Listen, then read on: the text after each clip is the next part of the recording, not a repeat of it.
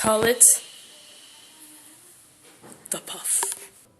Hi Emery, it's Friday. Well, actually right now it's Wednesday, but I'm shooting this a little bit early because, you know, tomorrow's Thanksgiving, and then on Friday, I'm not really certain what's happening Friday, but I know Otherwise, I wanted to go ahead and talk a little bit. Well, there's two things I want to talk about.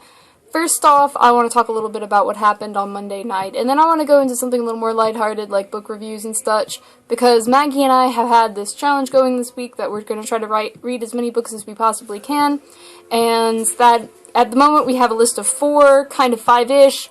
One of the Home for Peculiar Children, Mortal Danger, a book by Jodi Pickard, and something called Jacoby, and I'm on book 2 right now, whereas she's on book 3, and we're going to get there and tell you about. So, Monday night, I guess we all know about what happened in Furguson, and I figured this would be a good idea to kind of talk about current events since we haven't done that in a little while, and it's something that I think is interesting, because it seems to me that both parties seem to be blowing this out of proportion, and everyone's in the wrong, to be honest, because from what I know about Michael Brown, he has exhibited some threatening behaviors in the past, and some people think that he may have been reaching for a gun at the time he was shot.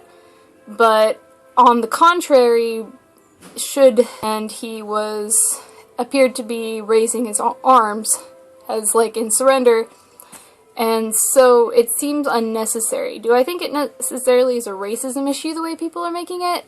I'm not entirely certain it is. Maybe.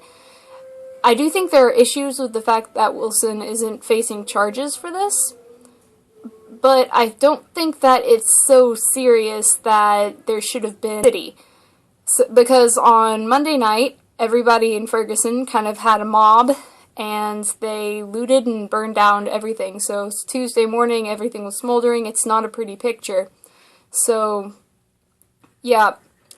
I'm going to leave the next minute or so for book reviews.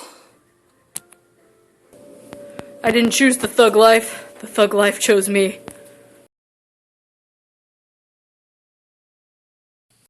I hope you appreciate my lighting, Emery. It took a lot to get it this way.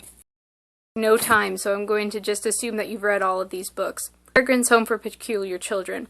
Something I noticed about this book is that Jacob seems to be constantly struggling to be the master of his own fate. He's kind of looking at the possibility, or the certainty in his case, of running these drugstores that he really doesn't want to own in the future. And after that, he's focused on the possibility of having to stay at Mrs. Peregrine's, which also frightens him.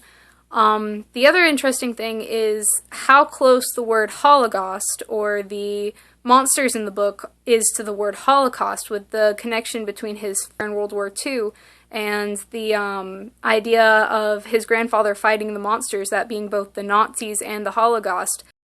Danger kind of focuses on the humanization of the bullies that protagonist faced in her past, and how she's wanting revenge from them so bad. As she kind of grows up, she realizes when she has the power to pull revenge on them that they're human and they have problems too, and that she really has no right to treat them the way that they treated her. And I think that's a really beautiful thought. And also, I really love the lore in this book because it really digs into a lot of mythology that nobody really thinks about, like the Thin Man, or the Man with the Bag, and the lack of navels on certain vampires.